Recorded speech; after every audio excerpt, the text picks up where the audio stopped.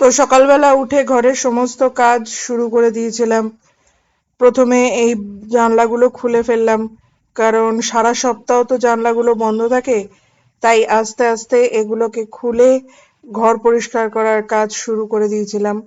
তার আগে গতকালের ব্লগটাকে রেডি করে সেটাকে রেন্ডারে দিয়ে দেন ঘর পরিষ্কার করার কাজ শুরু। এখানে ঘর তো পরিষ্কার করছিলাম, বাট তার সাথে সাথে ব্লগটাকেও রেডি করছিলাম, কারণ ব্লগটাকে আপলোডে চড়াতে হবে। এই সময় রেন্ডারিংটা কমপ্লিট হচ্ছিল, বাট ঘরটাকেও পরিষ্কার করছিলাম, কারণ দুটো কাজ একসাথে কন্টিনিউয়াসলি আমাকে করতে হবে। দুটোই ইকুয়ালি ইম্পর্টেন্ট এবং তারপরে আবার বেরোনোরও কথা ছিল, তাই জন্য একটু তাড়াহুড়ো করছিলাম। ঘর পরিষ্কার করা তো কমপ্লিট হয়েছিল, কিন্তু ডাস্টিংটা বাকি ছিল। এই সময়ে আমি ডাস্টিং করতে বসবো এবং তারপরে যে যাব নিচে। নিচে গিয়ে ব্রেকফাস্ট তো করার ছিল না, বাট অন্য কাজ ছিল, তো এখন আমি আগে ডাস্টিং করতে বসলাম। মানে আমার হয়ে গেছিল স্নান শেষ, সব সেরে এসে ঘরে ঢুকে বাইবেলও পড়া হয়ে গেছিল এবং এইবার খেতে বসার পালা ছিল। যেহেতু মুভি দেখতে যাওয়ার কথা ছিল, তাই আজকে আর ব্রেকফাস্ট করিনি, একবারে ব্রাঞ্চ সারলাম, কারণ দুপুর 1টার সময় শো টাইম ছিল, তো অবভিয়াসলি আর খাওয়ার সময় হতো না। সেই জন্য মা আর ব্রেকফাস্টের জায়গা রাখেনি, ডাইরেক্ট লাঞ্চ দিয়ে দিয়েছিল, সেই জন্য ব্রেকফাস্ট অ্যান্ড লাঞ্চ মিলিয়ে করে নিয়েছিলাম ব্রাঞ্চ। তারপরে ওপরে এসে হয়ে গেলাম রেডি, বিকজ মুভি টাইমের আগে আমাকে যেতে হতো একটু ব্যাংকে, তো সেই জন্য এই সময় রেডি হচ্ছিলাম।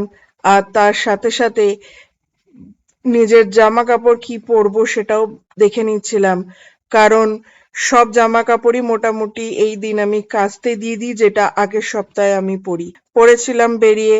বাড়িতে এসছিল দুজন রিলেটিভ, তাদের বাড়িতে বিয়ের নেমন্তন্ন করতে, তো মা ওই জন্য একটু টাইম লাগছিল মার রেডি হতে।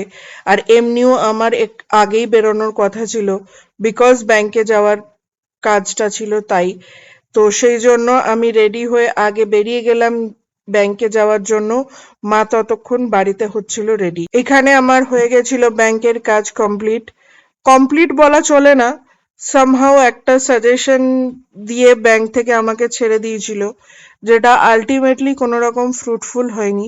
বাট এই সময়টা আমার ব্যাংকের কাজ 10 মিনিটে কমপ্লিট হয়ে গেছিল বলে আমি আবার বাড়ি ফেরার প্ল্যান করছিলাম, কারণ শো টাইমের আগে আমার হাতে তখন আরো আধা ঘন্টা টাইম ছিল।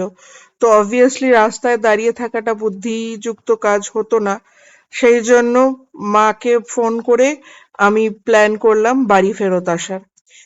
বাড়ি এসে এই সময় আমি আর মা বেরিয়ে পড়েছিলাম মুভির জন্য। হাতে তখন মাত্র 15 মিনিটস টাইম ছিল, বাট অসুবিধা ছিল না, বিকজ হলটা যেহেতু আমাদের বাড়ির এক্স্যাক্টলি বাড়ির রাস্তার অপোজিট ফুটেই, তো সেই জন্য অত তাড়াহুড়ো ছিল না আমার আর মার। যাদের সাথে যাচ্ছিলাম মুভিটা দেখতে তারা অলরেডি চলে এসেছিল, আমি আর মাই সেকেন্ড লাস্ট ছিলাম, কারণ তারপরে আবার বড় মাসি লাস্ট হয়ে গেছিল, বিকজ বড় মাসির বাড়ির থেকে বেরোতে টাইম লেগেছিল। আমরা সিনেমা দেখা কমপ্লিট করে ফেলেছিলাম। ইভেন মার এবং বড় মাসির দুজনেরই গ্যাসের দোকান থেকে ঘুরে আসা হয়ে গেছিল, বিকজ আমি তখন দাঁড়িয়েছিলাম বাস স্ট্যান্ডে ছোট মাসিকে বাসে তোলার জন্য, কারণ SD5 আসতে খুব লেট করছিল। সেই ফাঁকে মা এবং বড় মাসি গ্যাসের দোকান থেকে ঘুরে ঠিকই এসছিল, বাট গ্যাসের কাজটা হয়নি, বিকজ প্রচুর ভিড় ছিল। এবং এই সময় আমি আর মা বাড়ির দিকেই ফিরছিলাম, সবাইকে যে যার মতন রওনা করিয়ে দিয়ে। বাড়ি এসে একটু রেস্ট নিয়ে আমাকে আবার বেরোতে হয়েছিল রুটি আনার জন্য, কারণ যখন আমি আর মা বাড়ির জন্য ফিরছিলাম সেই সময় ঘড়িতে তখন বাজছিল 4:30। তো 4:30-র সময় যেহেতু কোনো রুটি পাওয়া যাবে না, তো সেই কারণে বাড়ি এসে আমি আরো 1 ঘন্টা 1.5 ঘন্টা বসে ওয়েট করে দেন আবার বেরিয়েছিলাম 6:05-10-এ রুটি আনার জন্য। আমার রুটি নেওয়া হয়ে গেছিল, তো ফিরছিলাম বাড়ির উদ্দেশ্যে। আসলে মার পক্ষে দুবেলা রান্নাঘরে গিয়ে কাজ করাটা পসিবল হয় না, সেই জন্য ডেলি আমাদের রুটিটা কিনেই খেতে হয়। তোমরা হয়তো ভাবো যে কি ব্যাপার, কোনোদিনই রুটি বাড়িতে বানায় না। না, তা ঠিক নয়। বানানো ঠিকই হয়, কিন্তু সব সময় মার পক্ষে পসিবল হয় না। তাই আমি রুটিটা বাইরে থেকেই কিনে নিয়ে আসি। যেহেতু সামনেই বাজার, সেই জন্য পেতে অসুবিধা হয় না। সব কাজ সেরে অ্যাট লাস্ট ওপরে এলাম, কারণ সকাল থেকেই আজকে ওপরে বেশিক্ষণ সময় থাকতে পারিনি, শুধু ঘর পরিষ্কার করা আর রেডি হওয়া ছাড়া। সেই জন্য একটু টায়ার্ডও লাগছিল, বিকজ নর্মালি আমার উইক অফের দিন আমি বাড়িতেই থাকি এবং যতটা সম্ভব চেষ্টা করি রেস্ট নেওয়ার। বাট এই দিনটায় আর সেটা পসিবল হয়নি, বিকজ সকাল থেকেই এত প্যাকড আপ কাজ ছিল বাইরে বাইরে, আর বাড়িতে এসে কোনো কাজ করা পসিবল হয়নি। সেই জন্য এই সময় বেসিক্যালি আমি কাটাতে চাইছিলাম নিজের জন্য, নিজের মতন করে। আমি নিচে ডিনার সেরে উপরে চলে এসেছিলাম, আর এর আগে আর কিছু নতুন করে শুট করা হয়নি, কারণ প্রচন্ড টায়ার্ড ছিলাম, একদমই ইচ্ছা করছিল না কিছু করতে। জাস্ট এন্ড করার আগে এইটাই হচ্ছে আমার শুতে যাওয়ার আগের মুহূর্ত।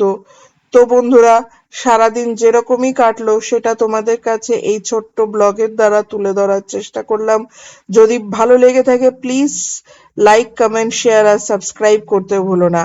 টাটা।